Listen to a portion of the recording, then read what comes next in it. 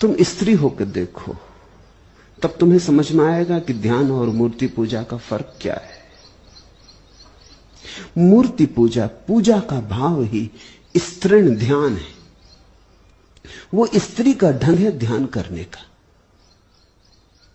स्त्री ध्यान भी करे तो वो प्रार्थना से भिन्न नहीं हो सकता। प्रेम उसका स्वभाव है। पुरुष के लिए प्रेम और बहुत सी चीजों में एक घटना है, स्त्री के लिए प्रेम उसका सब कुछ है। पुरुष 24 घंटे में कुछ क्षण प्रेमपूर्ण होता है, लेकिन प्रेम सब कुछ नहीं। और भी बहुत कुछ है पुरुष को करने को। स्त्री के लिए प्रेम सब कुछ है, उसका सर्वस्व है। ध्यान की बात तो स्त्री को जमेगी ही नहीं। वो ध्यान भी करेगी तो नाम ही ध्यान रहेगा, होगी प्रार्थना। ध्यान में भी आंसू बहेंगे, ध्यान में भी रस उमगेगा, ध्यान में भी मूर्ति प्रविष्ट हो जाएगी, ध्यान में भी परमात्मा रूप धर लेगा। स्त्री के पास रूप देने की कला है, इसलिए तो गर्व है उसके पास। निराकार आत्मा उतरती है और स्त्री के गर्भ में रूप ले लेती, मूर्ति का जन्म हो जाता। पुरुष के पास वैसी क्षमता नहीं।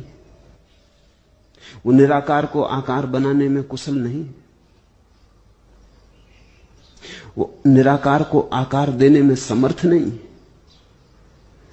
स्त्री की बड़ी सामर्थ्य है। उसके पास कुछ है जिससे निराकार आकार बन जाता है। सामान्य जीवन में भी आत्मा प्रविष्ट होती है और देह धर के बाहर आती है। जब प्रविष्ट होती है आत्मा स्त्री के गर्भ में, तब अरूप होती, निराकार होती। स्त्री उसे रूप देती, आकार देती, रेखाएं देती, देह देती। तो स्त्री के अस्तित्व में ही देह देने का ढंग छिपा हुआ है। अगर वो ध्यान भी करेगी तो उसके गर्भ में भगवान रूप ले लेंगे।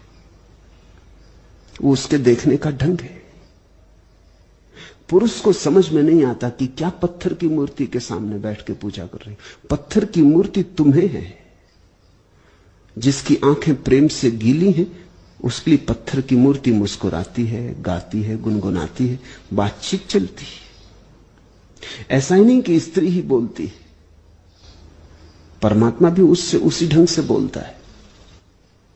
सच तो यह है कि अगर स्त्री ठीक प्रार्थना में हो तो कम ही बोलती, रूठ सूठ जाती, परमात्मा मनाता है। तुम उसे न समझ पाओगे। जरूरत भी तुम्हें समझने की नहीं है। तुम्हारा मार्ग ध्यान, पुरुष का मार्ग ध्यान है। तुम अगर प्रार्थना भी करोगे तो भी तुम्हारा आकर्षण ध्यान की तरफ लगा रहेगा। तुम प्रार्थना भी ध्यान के लिए ही करोगे। तुम चाहोगे कि किसी तरह विचार से छुटकारा हो जाए, किसी तरह ये सब तरंगें समाप्त हो, निस्तरंग हो जाऊं। स्त्री कहती कैसे ये सब तरंगें रसपूर्ण हो जाएं। निस्तरंग होने की कोई आकांक्षा नहीं। तुम्हारी आकांक्षाएं अलग है, होनी ही चाहिए।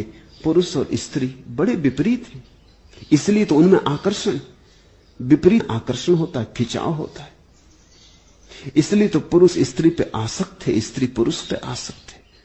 अगर बिल्कुल एक जैसे होते तो आकर्षण टूट जाता है।